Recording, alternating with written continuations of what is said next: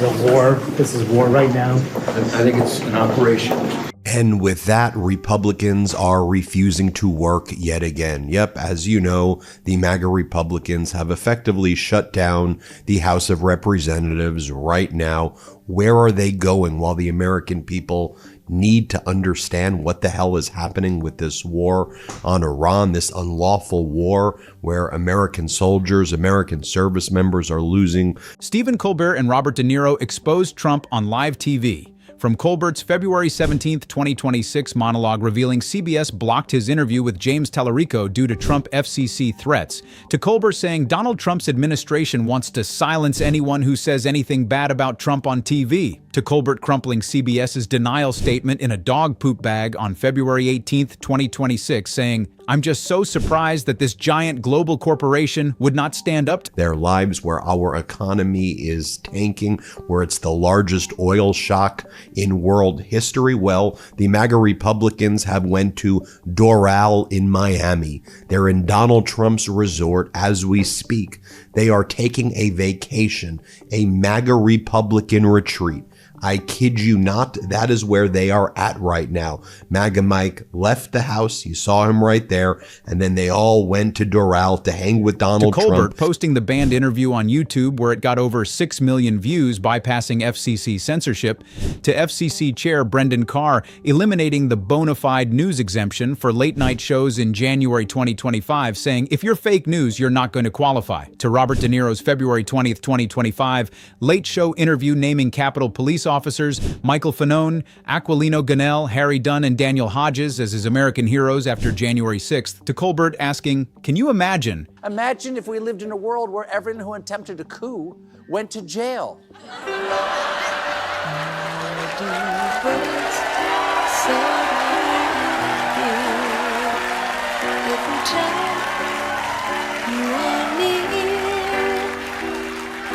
Just like Sorry, how long was I happy?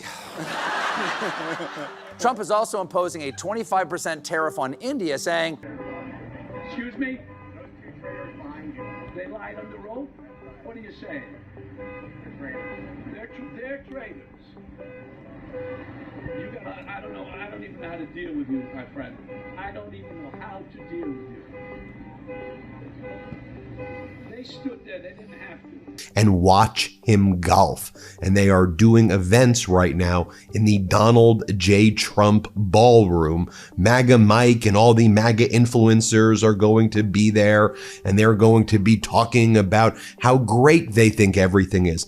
It should be noted, if you look at the gas prices, as Meredith Lee Hill points out, just outside Trump's Doral, Florida resort. By the way, all the money being funneled there is just absurd.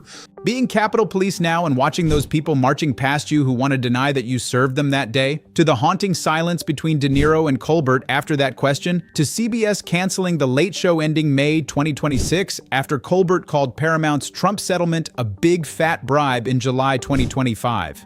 We're breaking down how Colbert and De Niro documented Trump's assault on free speech and democracy. But first, if you want journalism preserving evidence of Trump's censorship of late-night comedy, join our membership for just $9 a month. Let's pause there for a second. Guys, I'm going to say for this one, maybe go with a different fruit. That's just my advice. This is for you. Now, so, to prove the Democrats were, let's say, pineapple choosing, They are the true heroes. These guys are the true heroes. They stood and put their lives on the line for these low lives, for Trump. They lied under oath. They'll be greeted to see what Donald Trump has done to gas prices, because gas prices are surging. Now, before MAGA Mike left, he also wanted everybody to know that it is a misconception that war is a bad thing. War is about peace, is what MAGA Mike Johnson wanted everybody to know before going to Doral. Play this clip. One last note, there's a misconception that Operation Epic Fury is in any way a diversion. Because documenting authoritarianism's attack on First Amendment freedoms is democracy's weapon. Now back to how Colbert and De Niro exposed Trump. Let's start with Colbert's February 17, 2026 bombshell. February 17, 2026, Monday night, The Late Show with Stephen Colbert. Colbert opened the show with an announcement. You know who's not one of my guests tonight? That's Texas State Representative James Tallarico. The studio audience went quiet. He was supposed to be here, but we were told in no uncertain terms by our network's lawyers who called us directly that we could not have him on the broadcast. From Republican demands for peace. It's the opposite. And MAGA Mike also wanted everyone to know that sure, Congress has a constitutional right to exercise oversight over things like war. In fact, it's actually Congress that is the one required for there to be a declaration of war. But MAGA Mike says what strength is not doing that. So let me get this straight. War is peace and strength is weakness. Here, play this clip. CBS censored Colbert on live TV because of Trump's FCC threats. Colbert continued, "Then I was told in some uncertain terms that not only could I not have him on, I could not mention me not having him on. And because my network clearly doesn't want us to talk about this, let's talk about this." The audience erupted in applause because Stephen Colbert just exposed CBS's capitulation to Trump on live television. Here's what happened. James Tallarico, Texas State Representative, running for U.S. Senate, Democratic primary against Jasmine Crockett. Early voting starts February 18th, 2026. Let's pause there for a second. Guys, I'm going to say for this one, maybe go with a different fruit. That's just my advice. This is for you. Now, so, to prove the Democrats were, let's say, pineapple choosing. Think that this guy is going to do exactly what he says he's going to do. Right. He's done it already. Right. And then what? We're going to sit around and say, what? We told you so? Or whoever that told you so? It's going to happen. If he gets elected, it's going to change this country for everybody. And they might think that it's going to make their life better, or they just want to, excuse my French. In my estimation, this course of action was necessary, lawful, and effective, and reversing it now would weaken America. Congress has a constitutional right to exercise its oversight authority, and we will. But we also have a duty and obligation not to undercut our own national security. Now, at this retreat in Doral in Miami right now, you have MAGA Republicans making posts like this. Congressman Andy Ogles writes, Colbert scheduled Tallarico for Monday's show. CBS lawyers called directly, hours before airtime. In no uncertain terms, Tallarico could not appear on broadcast. Why? FCC Chair Brendan Carr, January 2025, new guidance on equal time rules. The rule requires broadcasters to give equal airtime to all political candidates if one appears. But here's the catch. For decades, news shows were exempted. Late-night talk shows like Kimmel and Colbert were also assumed exempt under the bona fide news exemption. Carr eliminated that exemption. January 2025. Carr's statement. So this is Tariff Eve, okay? Don't forget to leave out a Diet Coke and a plate of nuggets for jolly old Saint Prick. Now, fans of random economic chaos will remember that back in April, Trump claimed that he had tons of deals under his belt, saying, "I've made 200 deals." Well, I think I don't understand why people are not taking him seriously, because you read about it historically in other countries that they didn't take the people seriously. I think Hitler, Mussolini, they're fools and clowns. Well, there will be, and I hear it. There's some people. I mean, who does not? Muslims don't belong in American society. Pluralism is a lie. The kind of ideas coming out of Doral, Florida right now. You've got Donald Trump making posts like this. Australia is making a terrible humanitarian mistake by allowing the Iran national women's soccer team to be forced back to Iran, where they will most likely be killed. Don't do it, Mr. Prime Minister. Give asylum. The U.S. will take them if you won't. Thank you for your attention to this matter, Donald J. Trump. If you're fake news, you're not going to qualify for the bona fide news exemption. Translation: late-night shows criticizing Trump are fake news and must follow equal time rules. The result? Logistical nightmare. If Colbert has Tallarico, he must offer equal time to Jasmine Crockett and Ahmad Hassan, both Democrats, and John Cornyn, Ken Paxton, and Wesley Hunt, all Republicans. 6 candidates, 6 separate interviews for one primary race. Impossible. So, CBS censored Colbert. Colbert explained the manipulation on February 17, 2026. Donald Trump's administration wants to silence anyone who says anything bad about Trump on... You know, Donald, the U.S. is actually taking Iranians who are here and sending them back to Iran. Your whole policy is not taking Iranians for asylum. And so now you want to use this as some bizarre propaganda distraction piece. But that's what's going on in Doral right now. I want to bring in Jack Schlossberg. Jack, it's great to see you. He's running for Congress in New York's 12th congressional district. Jack, it's great to see you. And they're using the Federal Communications Commission to do it. Then Colbert revealed his solution. Following FCC Chairman Carr's advice, we're posting the entirety of the interview on YouTube. The Tallarico interview went live. Monday night, YouTube. By Tuesday morning, 2 million views. By Wednesday, 4.4 million views. By the end of the week, over 6 million views. Colbert bypassed the FCC, bypassed CBS censorship directly to the people. Tallarico posted on X, "This is the interview Donald Trump didn't want you to see. His FCC refused to air my interview with Stephen Colbert. Trump is worried we're about to flip Texas." The interview went viral. Millions saw it. 20,000 plus pages of other Epstein documents. They did it to show that they were way more transparent than the Democrats, who they say released just enough to make Trump look bad. And they were right, because the Republicans' additional release of documents made him look awful. For instance, okay, just for starters, in this new batch, Trump's name appeared over 1,600 times. What we have here is a denial of truth all over the place. And even the speech that he made after is insane. It's just insane, and I'm very, very concerned about it. I think we all are. It's insane. So that's why I felt I had to do something, say something about it, to go on record. I want to get into kind of your policies. I want to get into why you're running. But the why may be a little bit answered by the lead-in right there, which is Congress ain't working for us.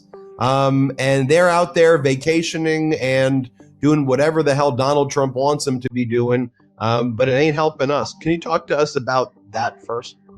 Absolutely. Thank you so much for having me on the program, Ben. I'm a longtime listener, and Trump's censorship backfired spectacularly, but the story wasn't over. February 18th, 2026. Tuesday night, The Late Show. CBS issued a statement denying they censored Colbert. CBS claimed, "The Late Show was not prohibited by CBS from broadcasting the interview with Representative James Tallarico. The show was provided legal guidance that the broadcast could trigger the FCC equal time rule." CBS said Colbert decided to post it on YouTube instead. Colbert's response? He held up the printed CBS statement on live TV. "I don't even know what to do with this crap." Then Colbert pulled out a plastic dog poop bag from behind his desk. He put the CBS statement in the bag. He's so blatantly stupid. He's a punk. He's a dog, he's a pig, he's a con, a bullshit artist, a mutt who doesn't know what he's talking about, doesn't do his homework, doesn't care, thinks he's gaming society, doesn't pay his taxes. He's an idiot. Colin Powell said it best. He's a national disaster. He's an embarrassment to the...